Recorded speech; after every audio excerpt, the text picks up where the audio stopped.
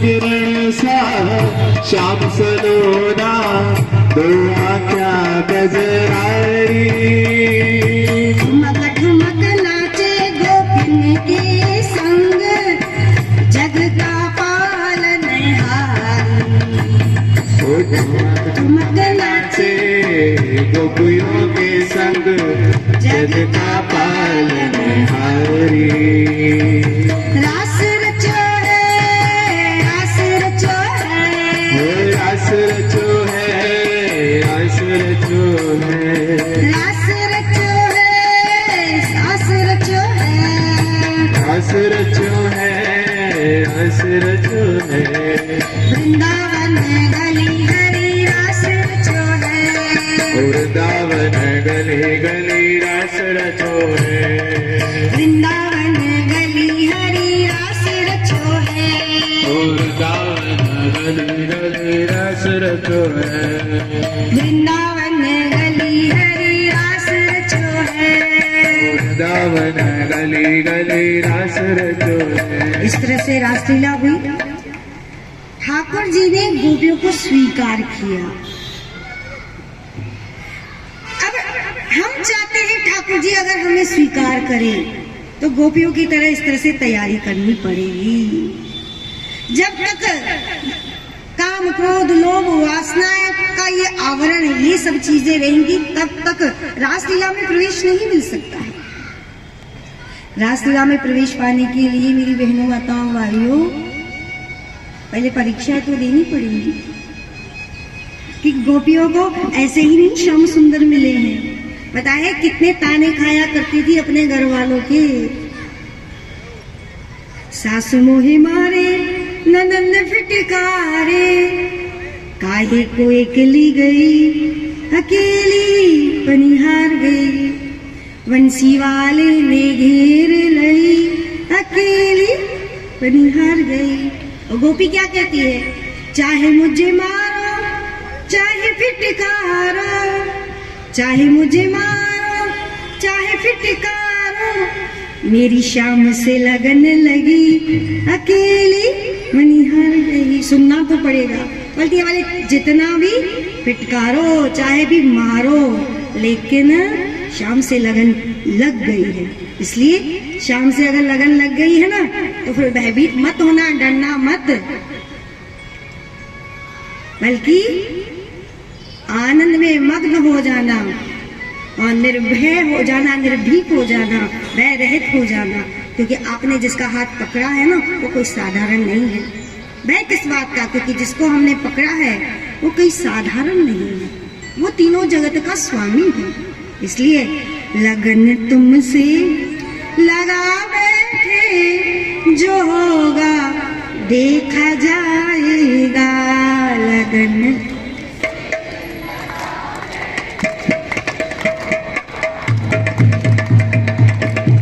लगन तुमसे लगा बैठे, जो होगा देखा जाएगा।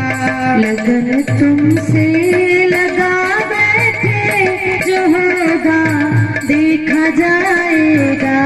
जो होगा देखा जाएगा, जो होगा देखा जाएगा, जो होगा देखा जाएगा, जो होगा देखा जाएगा। तुम्हें अपना बना बैठे, जो होगा देखा जाएगा। तुम्हें अपना बना बैठे, जो होगा देखा जाएगा। कभी दुनिया से डरते थे कि छुप छुप याद करते थे। कभी दुनिया से डरते थे कि छुप छुप याद करते। कभी दुनिया से डरते थे कि छिप छिप याद करते। कभी दुनिया से डरते थे कि छुप छुप याद करते थे, कि छिप छिप याद करते थे।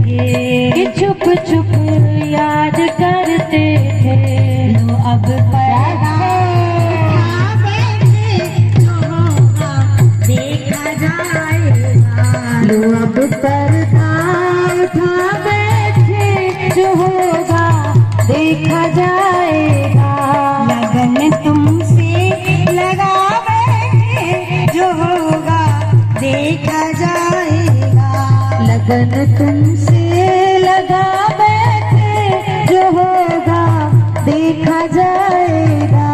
कभी ये ख्याल था हमको कि दुनिया बदनाम कर देगी।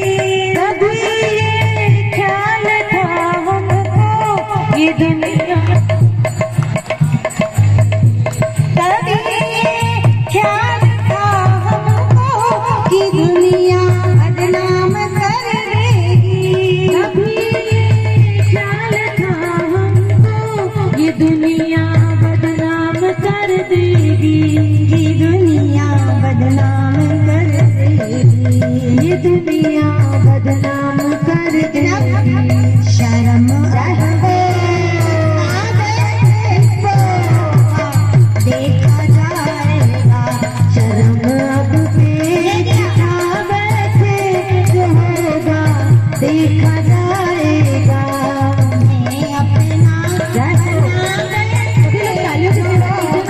देखा जाएगा, तुम्हें अपना बना बैठे, जो होगा देखा जाएगा।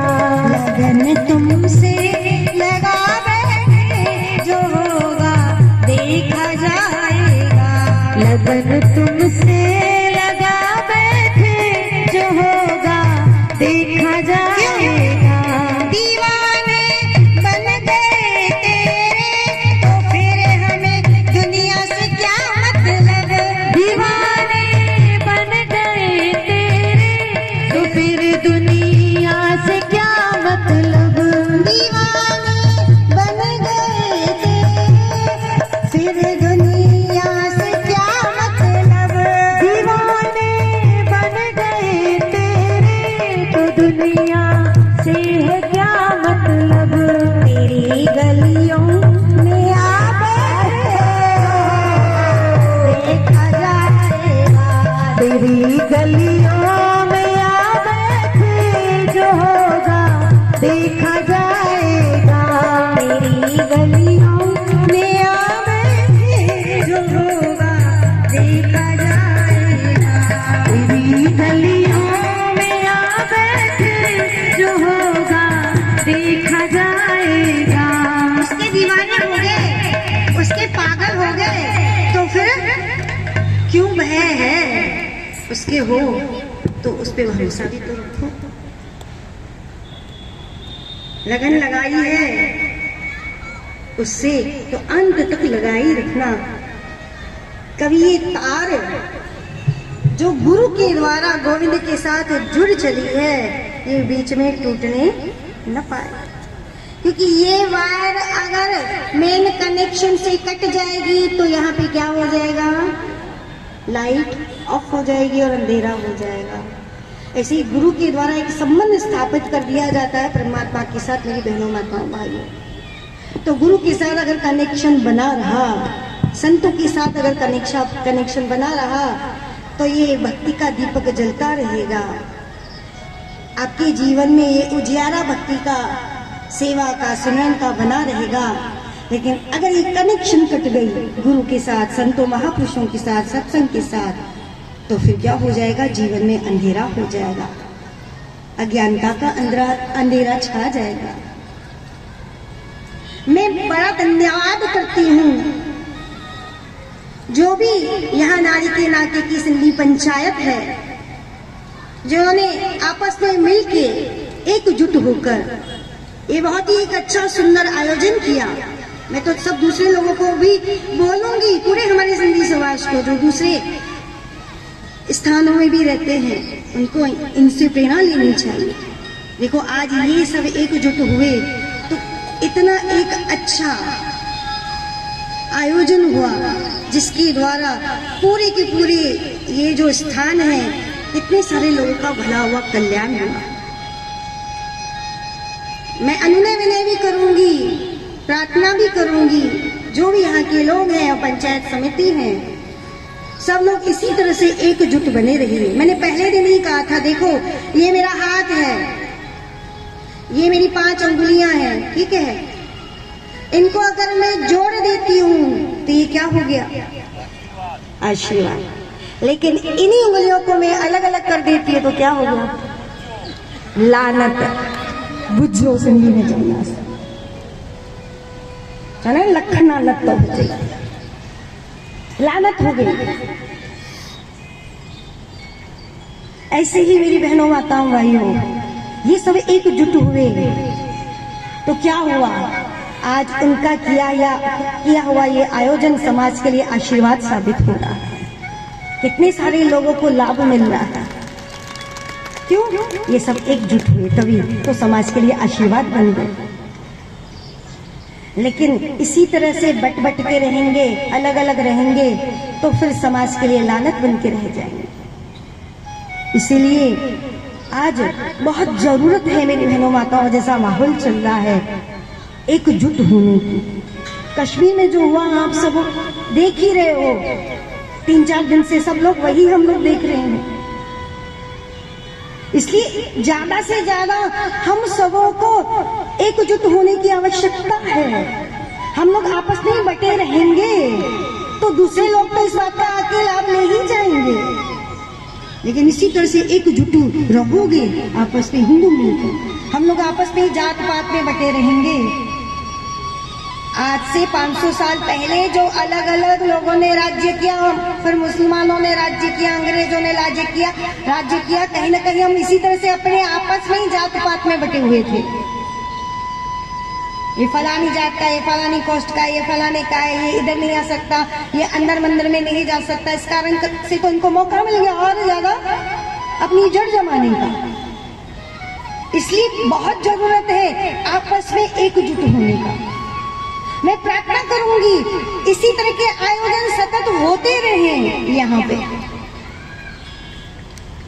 ताकि पूरे के पूरे समाज को इसका लाभ मिलता रहे।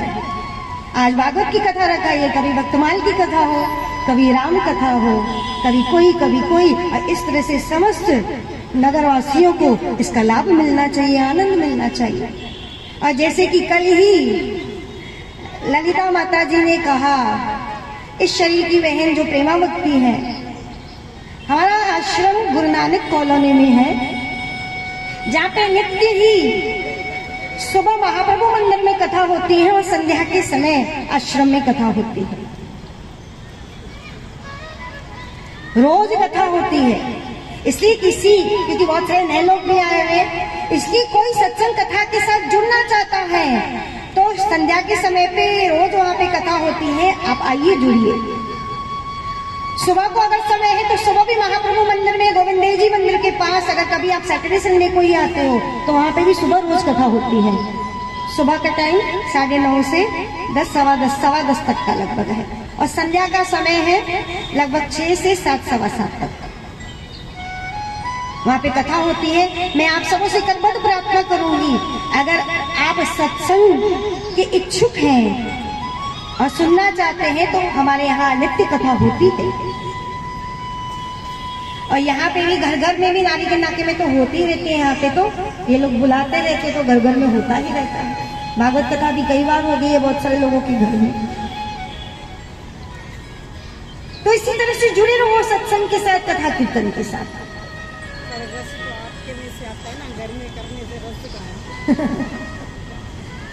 जुड़ते रहिए और अपने मानव जन्म को सफल कीजिए। अब यहाँ पे गोपियों के साथ रास लीला की है भगवान श्री कृष्ण ने। उसके बाद कंस ने बड़े बड़े राक्षसों को भेजा है, अरिष्टासुर केशी राक्षस को भेजा है, ठाकुर जी ने वध किया है उनका। इसके बाद नारद मुनि आए हैं। नारद मुनि ने भगवान की स्तुति की और भविष्य में जो ठाकुर जी की लीलाएं होने वाली है वो सब पहले ही बता दिया। होते हैं ऐसे संत महापुरुष मेरी बहनों माताओं, जिनको भविष्य के विषय में आज भी वर्तमान में है लेकिन बहुत गुप्त रूप में है। नारद मुनि गए हैं, कंस की प्रेरणा से अक्रूर जी ब्रज पधारे हैं। कंस ने बहुत बड़ा यज्ञ रखा है, धनुष यज्ञ का आयोजन किया है, और उसको गुप्तचरों से पता पड़ गया कि नंद बाबा के यहाँ पे, नंद यशोदा के यहाँ पे जो कृष्ण बलराम है वो कोई साधारण बच्चे नहीं है, वो नंद बाबा यशोदा मैया के बच्चे नहीं, बल्कि वही देवकी की 8वीं संतान है जिसकी आकाशवाणी ने बात कही थी। इसलिए ये लोग पहुंचे हैं, ककरू जी पहुंचे हैं, कंस की प्रेरणा से आए हैं और कृष्ण बलराम को कहा है मथुरा चलने के लिए। अब मथुरा चलने के लिए कृष्ण बलराम तैयार हो गए। यहाँ पे गोपियों को जैसे ही पता पड़ा कि कन्हैया वृंदावन छोड़ के जा रहा है, कहीं न कहीं उनको इंड्यूशन मिल गया था कि अभी वापस कभी लौट के नहीं आएगा। इसलिए उनकी कैसी दशा हो गई जैसे कुर्री पक्षी की होती है,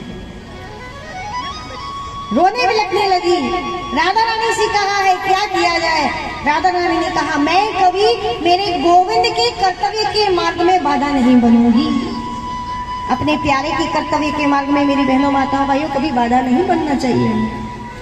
प्यार मतलब क्या? प्यार मतलब समर्पण, प्यारे की खुशी में खुश रहना, इसी को प्रेम कहते हैं। इसलिए गोपियों ने रोई बिलखी, कई सालों तक विरह सहा, लेकिन कभी गोविंद से शिकायत नहीं की। कृष्ण मथुरा पहुंचे हैं। मथुरा पहुंचकर मथुरा के बाहर उद्यान में डेरा डाला है। मथुरा नगरी भ्रमण करने के लिए आगे बढ़े हैं।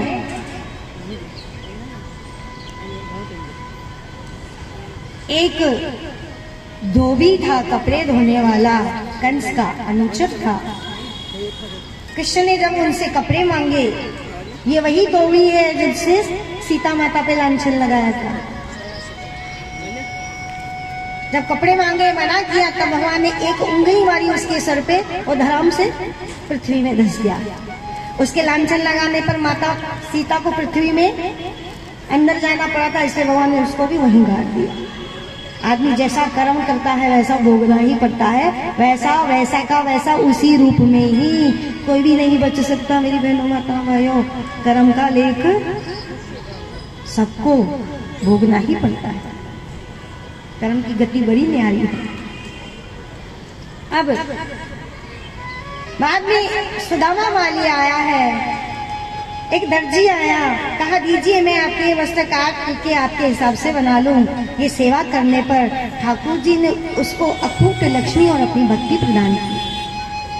सुदामा माली आया, भगवान को सुंदर पुष्पों से श्रृंगारित कर दिया। भगवान ने उसको भी अविचल भक्ति प्रदान की और ऐसी लक्ष्मी प्रदान की पूरे कुल में जो कभी नाश नहीं होगी, खत्म नहीं होगी।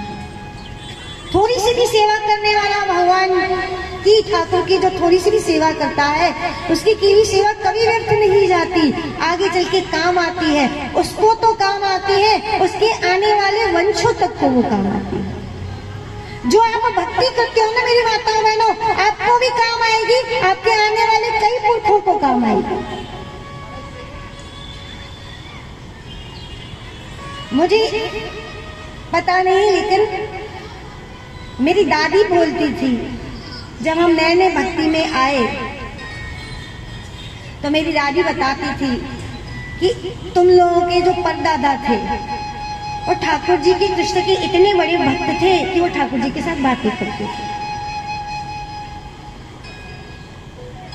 हमें तो कुछ पता भी नहीं था, लेकिन देखो कुल में एक भी आया है तो उसके सबके कुल पे कृपा होती ही होती है। ठाकुर जी स्वीकार कर लेते हैं।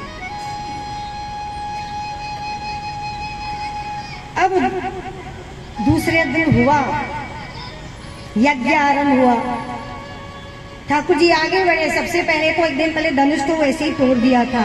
रात्रि में कंस को बड़े भयंकर भयंकर सपने आए हैं कि वो गधे पे बैठा है, उसका सर नहीं है, उसको जूतों की माला पहनाई जा रही है। भयंकर सपने आए हैं। सुबह रात्रि नींद नहीं आई। सुबह जल्दी उठकर जहाँ पे धनुष यज्ञ होने वाला था वहां पे पहुंचा है कंस। चल कौशल चारों मुश्रिक बड़े बड़े मल्ल जो थे, पहलवान जो थे, वो लगा के रखे थे और दरवाजे पे कुबलिया पीर हाथी को लगा के रखा था कि कुबलिया पीर हाथी ही मार डालेगा। उसमें 10,000 हाथियों का बल था। अगर उससे बच गए दोनों भाई तो ये पहलवान मेरे मल मार डालेंगे।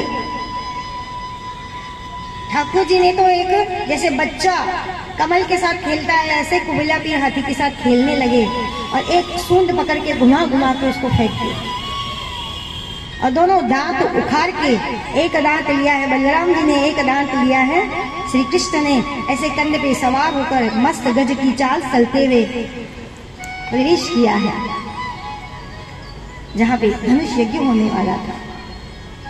मल्ल युद्ध के लिए ये चारों आगे आए और ठाकुर जी ने एक चाटा मार के काम तमाम कर दिया। अब कंस जो था बौखला गया, मारो काटो छोड़ो नहीं, वसुदेव देवी को मार डालो, नंद और बाल वालों को बंदी बना दो, ऐसे बड़बड़ करने लगा। ऐसे में देखते देखते तो गोविंद ऊपर चढ़ गए जहाँ पे आसन पे कंस बैठा हुआ था और कंस को बालों से पकड़कर नीचे पटका। मेरी बहनों माताओं भाइयों, याद है परसों की कथा मैंने कही थी, जब कंस को जैसे ही पता पड़ा कि देवकी के 8वीं संतान मेरा काल बनेगी, देवकी को बालों से पकड़ के उसने नीचे पटका था। आदमी जैसा कर्म करता है वैसा का वैसा सामने आता है।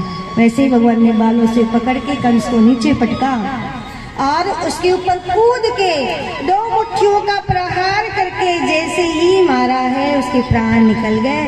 प्राण निकल गए मतलब कंस को हार्ट अटैक आ गया। दुनिया का पहला हार्ट अटैक कंस को आया। कंस मर गया। उसके बाद कंस के जो भाई थे उसका भी वध बलराम जी ने किया। इस तरह से कंस के अत्याचारों से मथुरा नगरी को मुक्त करके उग्रसेन को राजा बनाया है, क्योंकि यदुवंश में यदुवंशियों को श्राप था कि उनके वंश में कोई राजा ययाति का श्राप था, राजा नहीं बन सकता। इसलिए उग्रसेन जी को राजा बना। मथुरा के राजा तो वही थे और खुद उनकी आज्ञा अनुसार रहने लगे। बाद में देवकी और वसुदेव को मुक्त किया है। देवकी और वसुदेव जी ने नंद बाबा का खूब स्वागत सत्कार करते हुए उनको वापस ब्रिज भेजा है। यहाँ पे अध्ययन करने के लिए सांदीपनी मुनि के आश्रम में भेजा है कृष्ण बलराम को। कहते हैं 64 दिन के अंदर 64 कलाएं प्राप्त कर ली।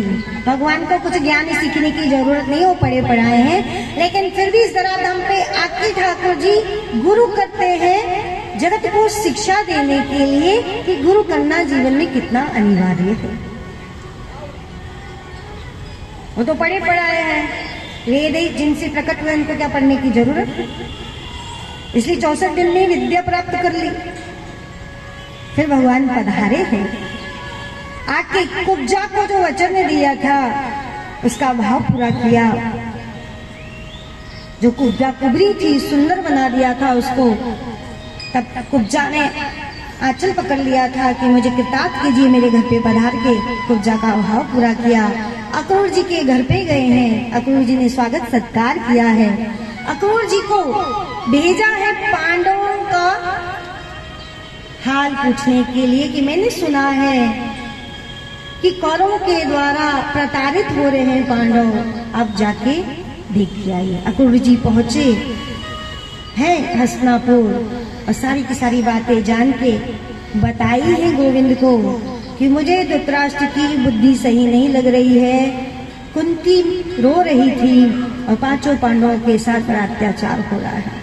भगवान ने निर्णय लिया है उसी समय कि एक अवसर है कि बड़े बड़े राक्षसों ने जो पृथ्वी को भारी कर दिया था, इन भाई आपस में लड़वा के जो बड़े बड़े राजा इकट्ठा होंगे इस महाभारत के युद्ध में, जो पृथ्वी का भार बन गए थे, पृथ्वी का भार हल्का करने का ये एक बहुत अच्छा अवसर था।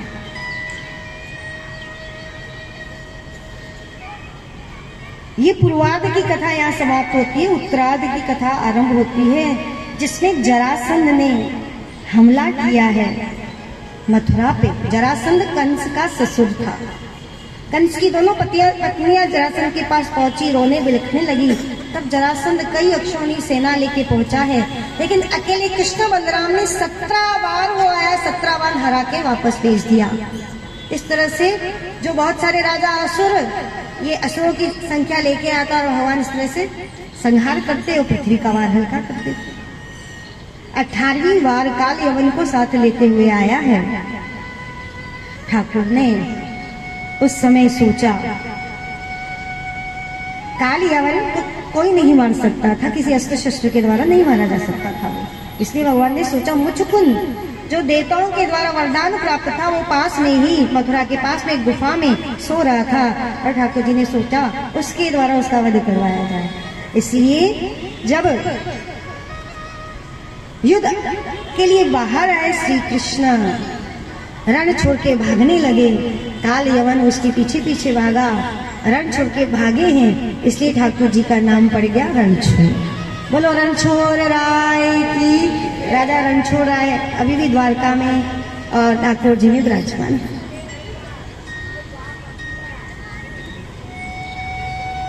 मुचकुंद ने जैसे ही आंखें खोली उसके द्वारा काल यवन का वध हुआ है। भगवान ने सारी जो बाकी की जरासंध सेना लेके आई थी उसको मार के भगवान कृष्ण बलराम परवशन नामक पर्वत पर चढ़ गए। यहाँ पे एक दिन पहले ही भगवान ने विश्वकर्मा के द्वारा स्वराष्ट्र में समुद्र के बीच में, अरब समुद्र के बीच में द्वारका नगरी का निर्माण करवा दिया था। सारे के सारे मथुरा वासियों को वहां पहुंचा दिया गया था। यहाँ पे जरासंध ने परवशन पर्वत को आग लगा दी, सोचा कि कृष्ण बलराम जल के भस्म हो गए होंगे, लेकिन वो वहां से कूद के द्वारका की ओर प्रस्थान करके द्वारका में जैसे भगवान ने प्रवेश किया, समस्त द्वारका वासियों ने स्वागत किया। द्वारका नगरी बसाई समुद्र के बीच में, जो हर तरह से समुद्र से घिरी हुई थी, सुरक्षित थी। आदमी घर बना लेता है तो सोचता है भी इस घर को संभालने वाली भी आनी चाहिए। इसलिए रुक्मणी जी ने ठाकुर जी को पत्र भेजा है। भगवान पहुंचे हैं कुंदनपुर, विदर्भ में कुंदनपुर है, विदर्भ महाराष्ट्र। रुक्मणी जी महाराष्ट्र है, महाराष्ट्र की है, और रुक्मणी जी का अपहरण किया है। समंतक मुनि के उपलक्ष्य में भगवान के 2 विवाह हुए हैं, सत्यभामा के साथ और जामवंती जी के साथ। उसके बाद कालिंदी जी जो यमुना जी हैं, उनके पिताजी ने यमुना जी में एक दुर्ग बना के दिया था। वहां पे भगवान विष्णु को पति रूप में प्राप्त करने के लिए तपस्या कर रही थी। भगवान ने उसको पत्नी रूप में स्वीकार किया है। फिर मित्रविंदा, भद्रा, इस तरह से भगवान की 8 पुत्रानियां थी। सत्यभामा, जामवंती, रुक्मणी, कालिंदी, मित्रविंदा, भद्रा, सत्या, लक्ष्मणा, ये 8 मुख्य पुत्रानियां थी जो बड़े बड़े राजाओं की कन्याएं थी। 16,100 राजकुमारियां थी, जिसको भौमासुर, जिसको नरकासुर भी कहते थे, वह राक्षस अपहरण करके लेके गया था। उन्होंने ठाकुर जी को पत्र भेजा है, हमारी रक्षा कीजिए। ठाकुर जी सत्यभामा के साथ गरुड़ पे सवार होकर वहां पे पहुंचे हैं और समस्त सुरक्षा स्थान जो थे उसको छिन्न भिन्न करते हुए उसके दुर्ग में प्रवेश कर गए और उस राक्षस का वध किया है। वध करके उन 16,100 राजकुमारियों को अपने अपने घर भेज दिया सम्मान पूर्वक। लेकिन चूंकि राक्षस के यहाँ पे रह के आई थी, इसलिए कोई भी उनको स्वीकार करने के लिए तैयार नहीं था। ठाकुर जी ने सोचा पिछली बार जो सीता के साथ हुआ था, इस बार ऐसा किसी के साथ होने दूंगा नहीं। इसलिए भगवान ने कहा अगर तुम्हें कोई स्वीकार नहीं करता तो तुम्हें मैं स्वीकार करता हूँ। हर जगह से ठुकरा देगा ना कोई भी, लेकिन मेरे गोविंद का दरवाजा कभी नहीं बंद होगा। मेरा गोविंद का दरवाजा हमेशा हमेशा आपके लिए खुला था, खुला है और खुला रहेगा। उसका दरवाजा कभी नहीं बंद होगा। अब कई लोग बोलते पत्नी क्यों बनाया विवाह करके, बहन भी बना सकते थे। पता है पत्नी क्यों बनाया, उनके साथ विवाह क्यों किया? क्योंकि पत्नी पुरुष का सम्मान होती है, मान होती है। इसलिए मान लो भगवान ने पत्नी रूप स्वीकार करके, सारा जगत उनका अपमान कर रहा था, भगवान ने उनको अपना मान बना लिया कि अब अपमान करके दिखाओ इनका, क्योंकि अब इनका अपमान मेरा अपमान होगा। और किसी में हिम्मत नहीं थी उस समय द्वारकाधीश का अपमान कर सके, इसलिए भगवान ने उनको पत्नी रूप में स्वीकार किया। इस तरह से भगवान की 16,108 पत्नियां थी।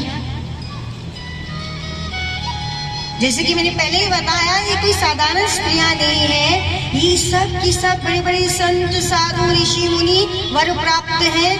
कई कई लोगों ने तो कई कई युगों तक तपस्या की है भगवान को पति रूप में प्राप्त करने के लिए। और कृष्ण क्योंकि पूर्ण अवतार है, इसलिए भगवान ने इस रूप में आके सबका भाव पूरा किया है। एक एक रानी से 10-10 पुत्र हुए हैं ठाकुर जी को, और कहीं कहीं ऐसा भी वर्णन आता है एक एक पुत्री भी हुई है। कहते हैं 56 करोड़ यदुवंशी थे द्वारका में। 16,100 रानियां हैं, एक एक रानी के लिए एक एक सोने का महल खड़ा करके रख दिया।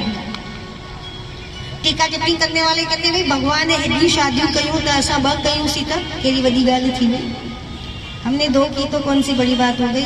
अरे भाई एक के साथ तो अच्छी तरह से निभा लो पहले, 2 के साथ करोगे ना सैंडविच बन जाओगे। उन्होंने तो की तो एक एक के लिए एक एक सोने का महल खड़ा करके रख दिया। अब एक को तो संभालो अच्छे से पहले। आज जब नारद मुनि देखने गए कि यहाँ पे 2 होती है तो आदमी की हालत खराब होती है, यहाँ पे तो 16,108 है, क्या हालत होती होगी। चलो थोड़ा मजा लिया, चलो देखा जाए।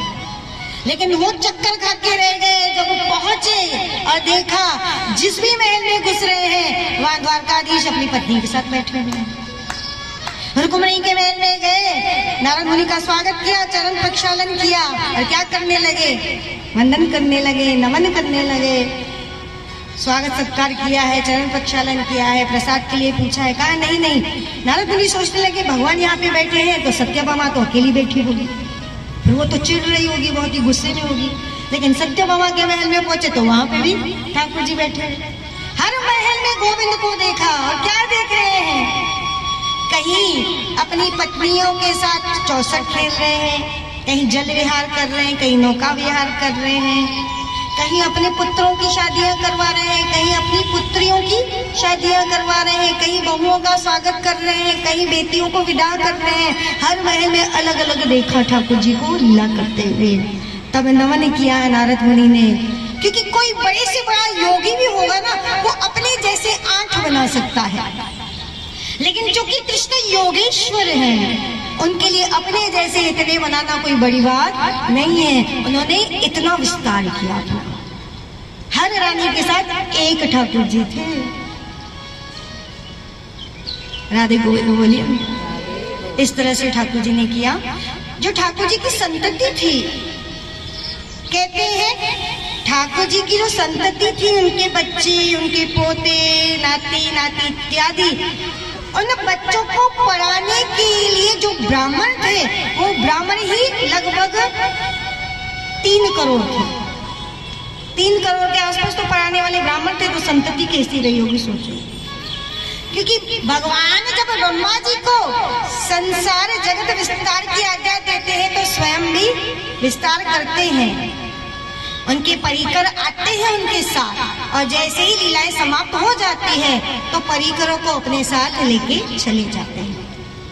यहाँ पे सुदामा आया है, भगवान ने मित्रता का प्रमाण रखा जगत के आगे कि एक मित्र कैसा होना चाहिए।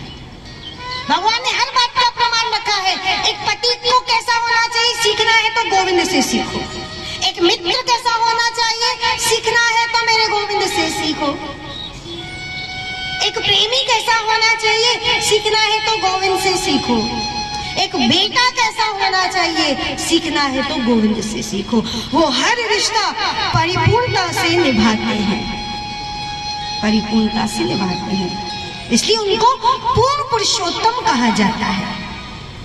अब इस तरह से ठाकुर जी ने लीलाओं का विस्तार किया है। अब महाभारत की युद्ध करवाई, युद्ध कराने के बाद जो भार पृथ्वी पे था भगवान ने हल्का कर दिया। पृथ्वी का भार तो हल्का हो गया। अब भगवान ने सोचा अपनी लीला समाप्त करके स्मरण करके वापस जाया जाए, लेकिन उनका खुद का जो इतना बड़ा कुल था द्वारका में। सोचा मैं अगर चला जाऊंगा तो कहीं यही न पृथ्वी का भार बन जाए, इसलिए इनको अपने अपने लोकों में भेज देना चाहिए, क्योंकि ये कोई साधारण नहीं थे, देवी देवता जगह जगह से आए थे, वरदान प्राप्त थे। इनको भेज दो उनके लोक पे। गांधारी का श्राप भी मिल गया था, इसलिए ठाकुर जी के द्वारा एक लीला हुई। एक दिन सांब जो जामवती का पुत्र था, जो दूसरे बच्चे थे, उस सांब को एक लड़की बना के उसके पेट में कपड़ा डाल के द्वारका के पास में कुछ साधु आए हुए थे, उनके पास ले गए और ले जाकर कहा कि हमने सुना है संत त्रिकालदर्शी होते हैं, वो तो भूत भविष्य वर्तमान को जान लेते हैं, तो हमें बताइए हमारी बहन है, इसको लड़का होगा या लड़की। ठाकुर जी की लीला थी, उनको क्रोध आ गया और उन्होंने श्राप दे दिया कि इसके गर्भ से न लड़का होगा न लड़की, बल्कि इसके गर्भ से एक ऐसा बड़ा लौह पिंड निकलेगा, मूसल निकलेगा, जिससे सारा यदुवंश समाप्त हो जाएगा। हम बोलते हैं माँ जाम दुखिया है, माँ जाम दुखिया है, छो दुखिया मुझो बबू जाम डिंगो आ, पंहिंजे ॿारनि मां दुखी आया, फलाने मां परेशान आया, फलानी मां परेशान आया। एक बात बताऊं मेरी बहनों, माताओं, भाइयों, ठाकुर जी को भी अपनी संतान से कोई सुख नहीं था। वो भी जब इस संसार में है, संसार का नियम उनको भी निभाना पड़ा, ये दुख उनको भी भोगना पड़ा। अब इस तरह से श्राप मिला। जब गए खोल के देखा तो सच में एक लोह पिंड निकला, भयभीत हो गए। और सबसे बड़ी गलती पता है क्या हुई? भगवान द्वारकाधीश से कोई सलाह मशवरा नहीं लिया गया। उग्रसेन महाराज से पूछा क्या किया जाए, उन्होंने कहा इसका चूरा चूरा कर दिया जाए और चूरा चूरा करके इसको समुद्र में फेंक दिया जाए। चूरा चूरा करके समुद्र में फेंक दिया गया। वही समुद्र की लहरों के द्वारा प्रवास क्षेत्र में ऐरंग नामक ग्रास बनी है। और जब से श्राप मिला है यदुवंशियों को, तब से द्वारका में उत्पात होने लगे। इसलिए सत्कर्म करने के लिए समस्त द्वारकावासी श्री कृष्ण की आज्ञा से प्रभास क्षेत्र में पहुंचे हैं। वहाँ पे खूब ब्राह्मणों को दक्षिणाएं दी, दान पुण्य कर्म किया है। लेकिन रात्रि के समय पे वारुणी नामक मदिरा पी और मदिरा पीकर उन्मत्त हो गए और उन्मत्त होकर आपस में ही लड़ने लगे। इतने भ्रमित हो गए। और वही जो संतों के द्वारा श्राप दी हुई वो घास पैदा हुई थी, उसी घास को उठा उठा के आपस में लड़ने लगे। उस घास ने क्या किया? तलवार का काम किया और आपस में लड़ गए और इस तरह से यदुवंश का नाश हो गया।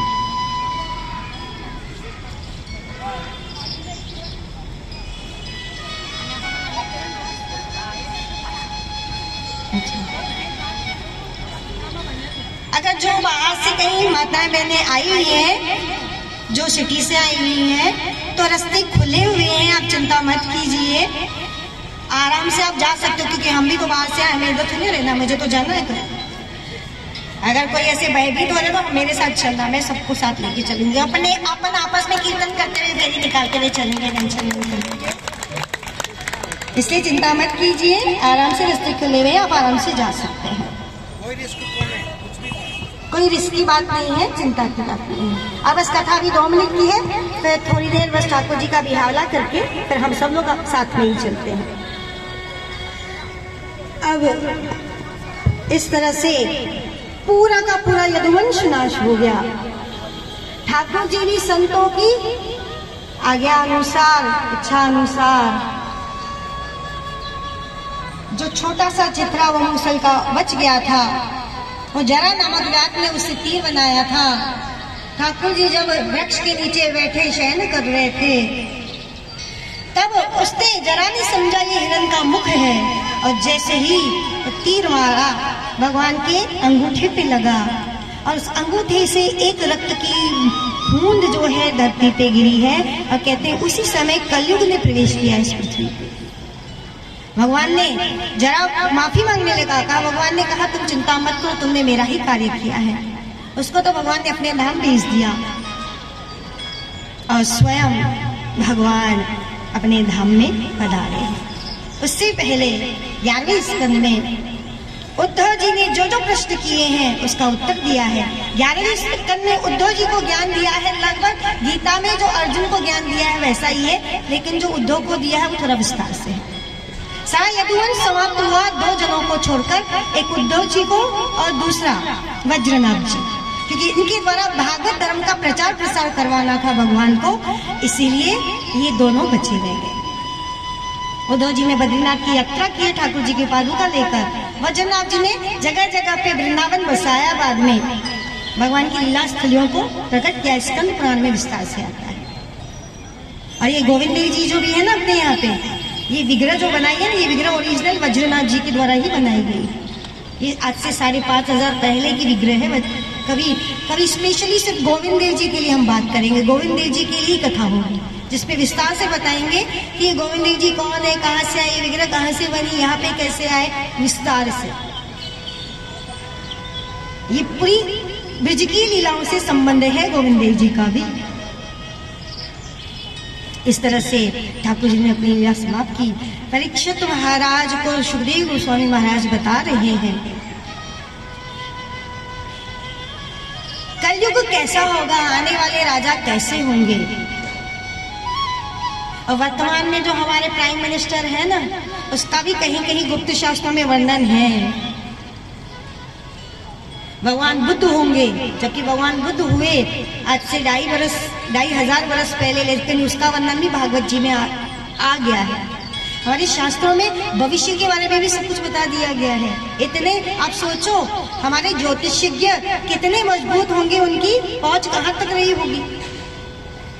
ये सब ज्ञान नहीं है, विज्ञान सहित ज्ञान है, पूरा साइंस है। हमारे शास्त्रों में सब कुछ भरा हुआ है। अब कलयुग में दोषी दोष है। परीक्षित महाराज को कह रहे कलिर दोषी निधे राजन अस्ति को महान गुण कीर्तनाद एवं कृष्ण से मुक्त संपर्क।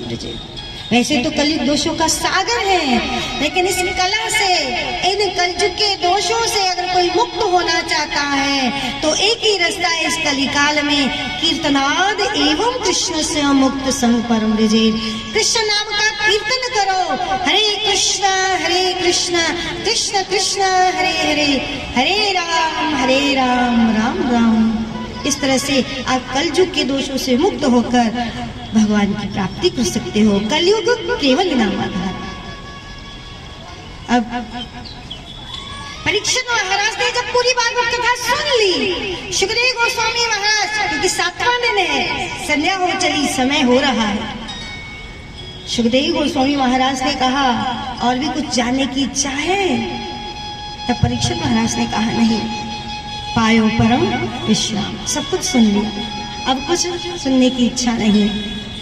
तब परीक्षित महाराज से सुखदेव गोस्वामी महाराज पूछते हैं, क्या अभी भी भय लग रहा है, डर लग रहा है?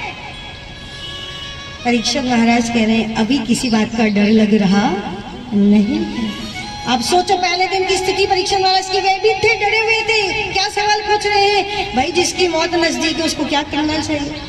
मरने वाला हूं, मुझे क्या करना चाहिए? डरे हुए थे, भयभीत थे परीक्षित महाराज। लेकिन यही गुरु का, सदगुरु का कमाल होता है, जीव को, मनुष्य को भय मुक्त कर देता है।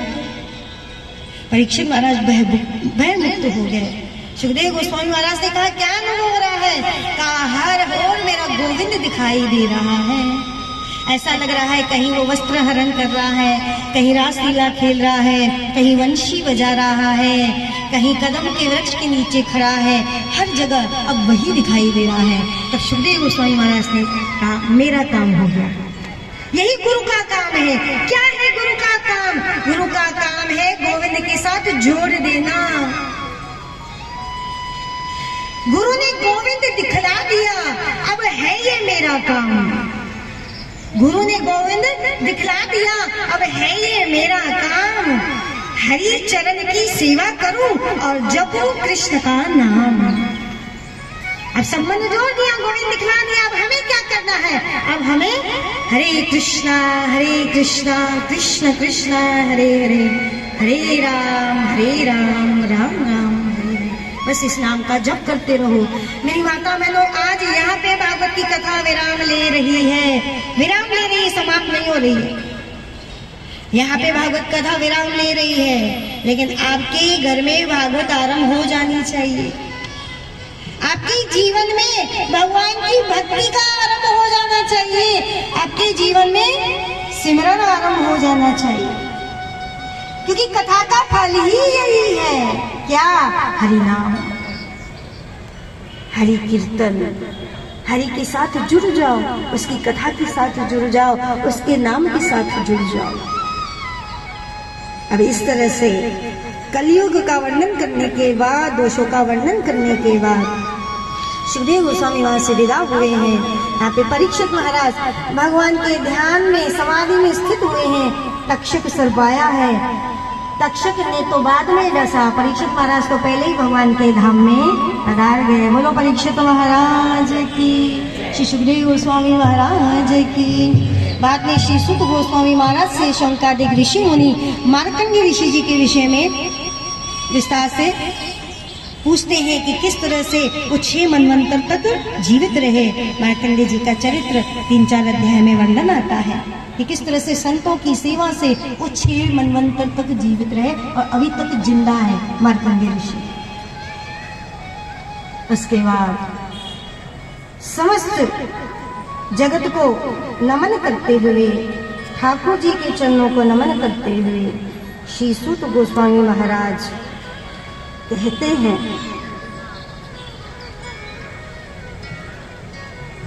कि ये भागवत महापुराण की कथा जो वेदव्यास मुनि जी के द्वारा रचना की गई, सबसे पहले नारद मुनि जी के द्वारा वेदव्यास मुनि जी को मिली।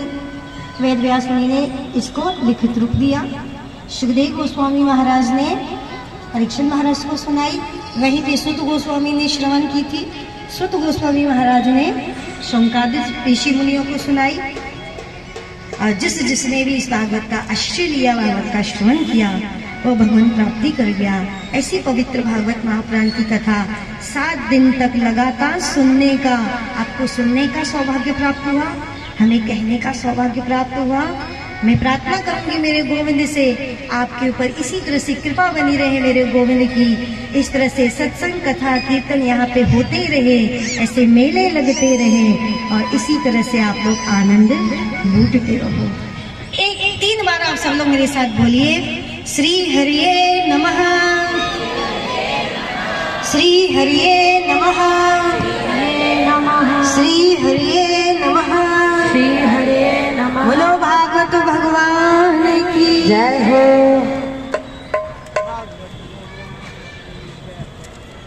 श्री राधे।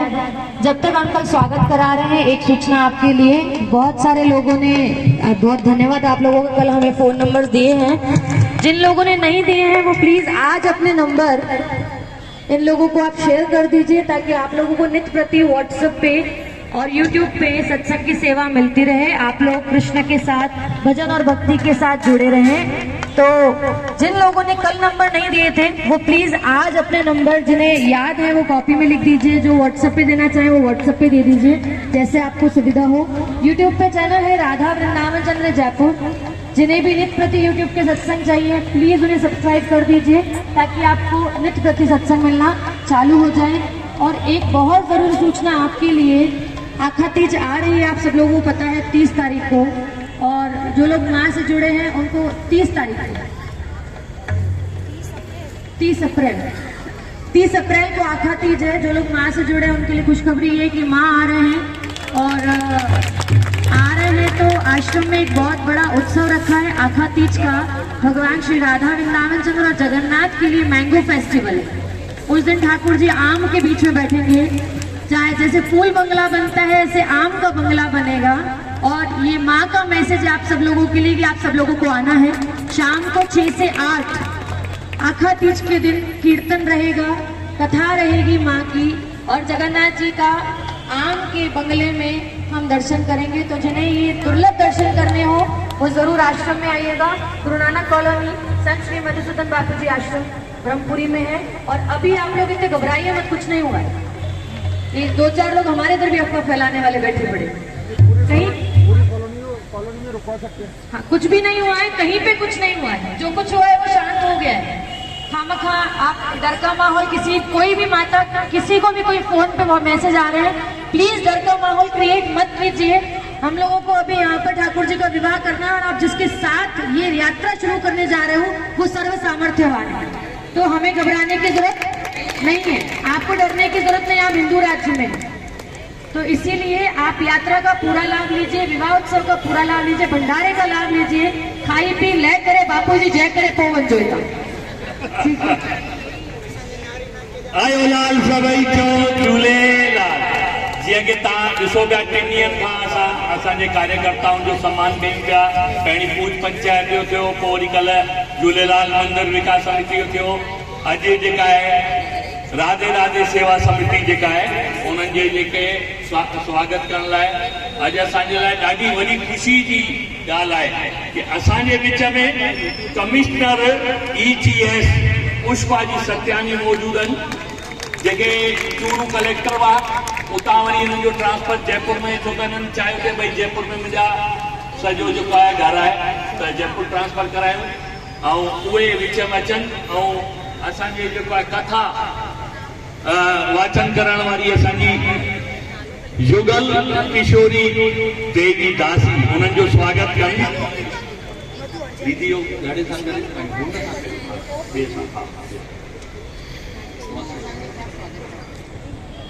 नहीं, इनका स्वागत आप करना।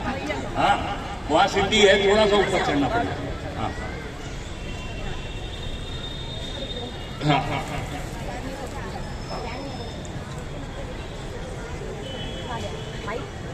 अच्छा पायण ला हाँ पकड़ दीदी के गाड़ी गाड़ी गाड़ी पुष्पा जी जो स्वागत जेको है जुगल किशोरी देवी दासी असांजे कथा वाचक व्यासपीठ तां थिए पियो। असांजे ख़ुशी जी ॻाल्हि आहे कि पुष्पा जी भेण बि असांजे विच में आहे, उहे बि अचनि ऐं उन्हनि जे स्वागत लाइ मां सुनीता खे सॾु कंदुसि।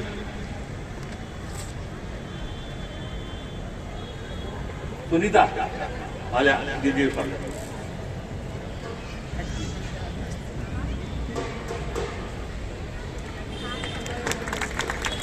इन खां पोइ जेके मां स्वागत जी कड़ी शुरू थो कयां, पुष्पा जी खे चवंदुसि हिते ई सभिनि जो स्वागत जल्दी 5 मिंटे मां फ्री कंदुसि। जेको आहे सभिनि खां पहिरीं जेको मां शास्त्री नगर मां आशा, माता आशा आई है छा न कोन आई आहे, कोई बात नहीं।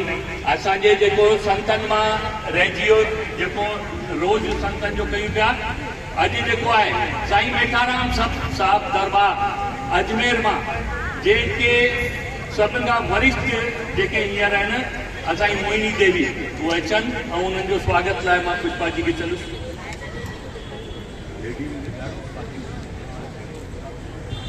हाँ हाँ हाँ,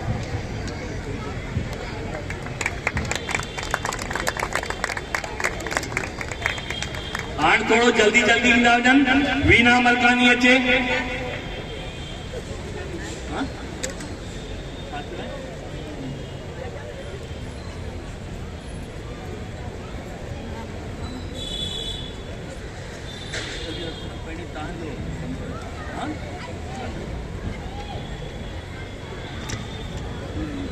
वीना मलकानी सां गॾु सोनिया मलकानी हुजे त उहा बचे, हर्षा नारवाणी बॉम्बे वारी उहा बचे, साइदा दीदी अचे, वंदना अचे,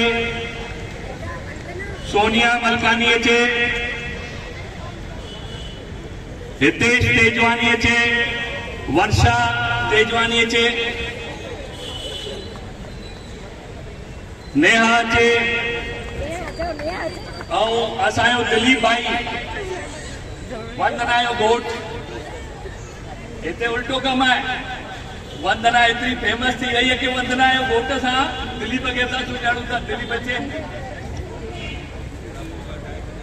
इन खां पोइ सतपाल जी पंद्रानी अगर हिते हुजनि तो उहे अचनि। रजनी संतानी कल्ह रहिजी वई हुई, आई कोन उथी करे अचनि। कमल आसनानी इंदिरा बाजार मां हुजे तो वो अचे। बंटी अगर हिते हुजे, ललित रोचवानी वो अचे, रामचंद्र रामनाणी, अर्जुन रामनाणी अचन, कविता सचदेव अगर हुजे तो उहा अचे। असांजे विचम पंचायत मां राजू जी राजकुमार जेको आहे आइलैंड, इन्हनि जो उन जी पंचायत जे ॾींहुं कोन हो, त महिरबानी करे उहे अचनि। असांजे विचम झूलेलाल मंदिर जा असांजा खुशीराम जी वेठा आहिनि, उहे बि अचनि।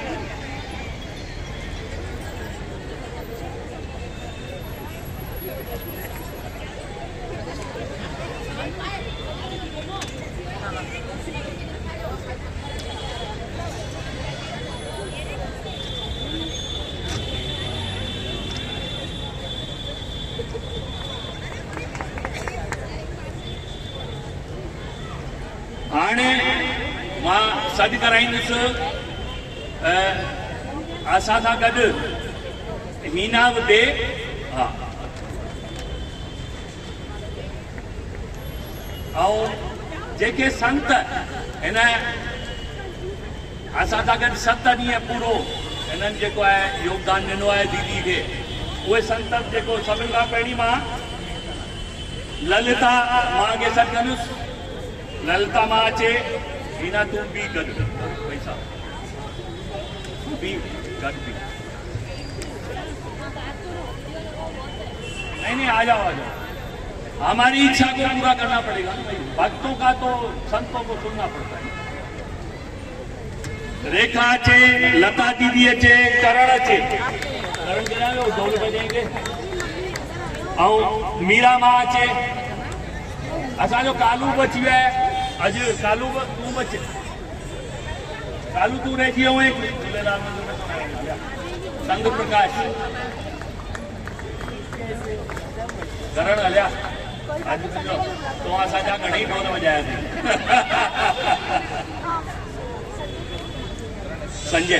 संजय बचे इधर इधर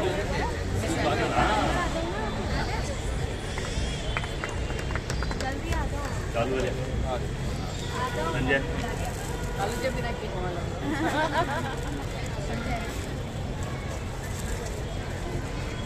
हाण सभिनि खां आख़िर में मां तव्हांखे चाहियां कि जीअं वृंदावन में कृष्ण भगवान हो न, उहो पंहिंजो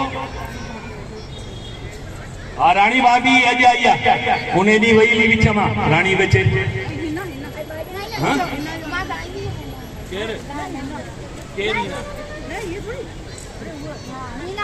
हाँ हीना केसवानी उन ॾींहुं जेको आहे जल्दी वई हली हुई, हीना केसवानी हुजे तो अचे।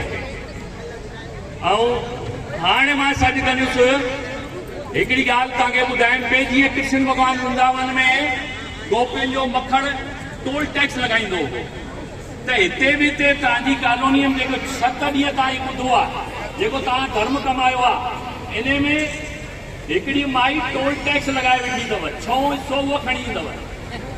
उहो 600 जेको खणंदी उहा आहे असांजी हीना आसनानी, उनखे जेके असां प्यार सां चवंदा आहियूं असांजी प्यारी आची, उहा अचे ऐं उनजो जेको आहे असां स्वागत कयूं। हा तूं पहिरीं वयो वठि, तोखे हेठां बि कंदा मां जो मां कराईंदासीं, ॿई वठि तूं पा वठि, तो हूअं बि सभिनि जो 600 खणी पई, त पोइ हाणे मां भी स्वागत करेंगी। हाँ वञ वञ मां खां पुछ, तुंहिंजी तिजोरी खाली है, आशीर्वाद जी भराए वञ।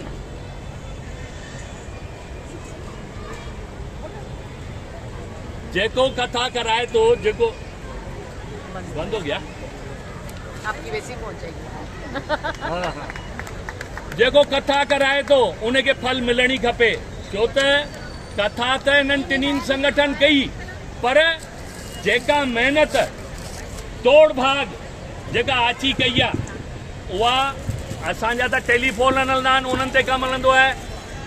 असां बि उस में निकितासीं, कंहिंखां छा करिणो आहे, कहिड़ियूं व्यवस्थाऊं करणियूं आहिनि, पर आची एतिरी भागा दौड़ी हिन उस में कई आहे 7 ॾींहनि खां पहिरीं बि। त सभु हिननि खे आशीर्वाद दीजो के आजी के हिता वेठे वेठे ता आशीर्वाद दीजो।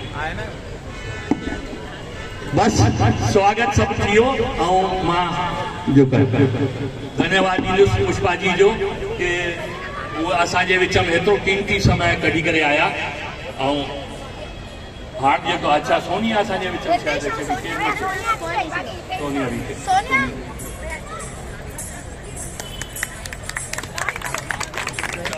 सोनिया जो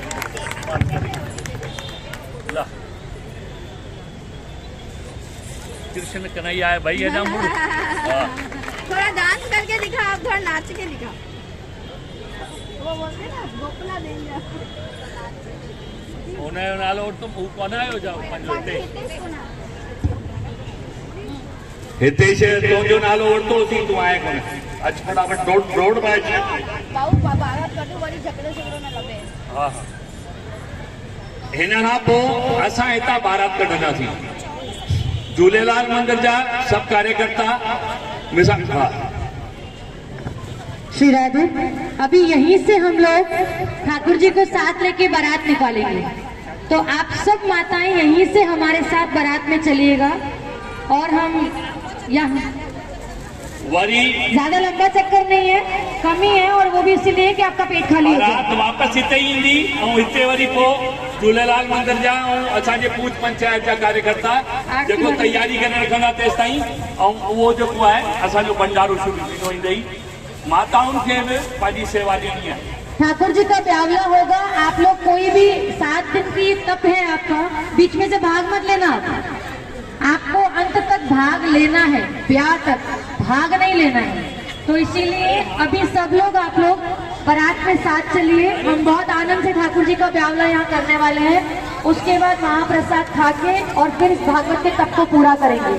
तो अभी हम सब लोग साथ में, आप लोग थोड़ा सा व्यवस्था से उठिएगा और जो 2 रथ हैं उन रथों के साथ हम लोगों को चलना है।